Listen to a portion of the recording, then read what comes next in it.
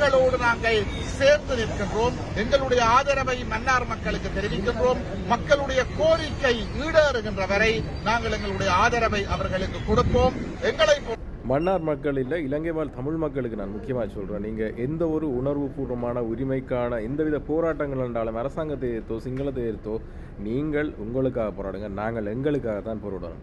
இந்த அரசியல்வாதிகளை முக்கியமாக தமிழ் அரசியல்வாதிகளை அது இவங்களை நீங்கள் நம்பாதீங்க. கடைசி வரைக்கும் தருணம் பார்த்து செய்வாங்க. தங்களுக்குரிய சலுகைகள் கிடைச்ச பிறகு தூக்கி குப்பையில் போடுற மாதிரி எங்களோட உரிமைகளையும் எங்களோட உணர்வுகளையும் தூக்கி போட்டு போயிடுவாங்க. ஒரு பிரச்சனை வரும்போது எட்டி எட்டி பார்ப்பாங்க. இப்படி தான் 4-5 போட்டியை கொடுப்பாங்க. அதுக்கு பிறகு காணா போயிடுவாங்க. மக்கள் உண்மைக்குமே நீங்களாக போராடினா கூட அரசாங்கம் கொடுக்கறது தயாராக இருக்கும், அரசாங்கம் செய்கிறது தயாராக இருக்கும். ஆனால் இவனுங்களை மாதிரி ஆக்கள் போராடுறதால அல்லது இவனுங்கள் மாதிரி ஆக்கள் அதுக்குள்ளே தலை போடுறதால தான் அரசாங்கம் முற்று முழுதாகவே உங்களுக்கு நிராகரிக்கிறது. ஸோ அதை மட்டும் நீங்கள் உணர்ந்து கொள்ளுங்க. இவங்களெல்லாம் அப்படித்தான் அந்த மாரியாளத்தில் வர்ற மழை மாதிரி நம்மளோட பிரச்சனைக்குள்ளே வந்துட்டு போவாங்க. தங்களோட பேர்களை நிலைநாடுறதுக்கு தங்களுக்கு சலுகைகளுக்காக வருவாங்க.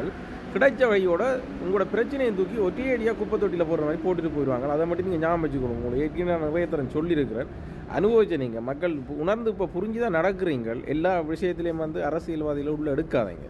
அதுவும் முக்கியமாக உங்களோட உரிமைக்கும் உணர்வுக்கும் இவங்களை எடுக்காதீங்க. இவங்களெல்லாம் இருந்த ஒரு காலம், அது அவங்க இல்லாத காலத்துக்கு பிறகு இவங்களெல்லாம் தலைகளாக மாறிட்டாங்க, மக்களுக்காக இல்லை.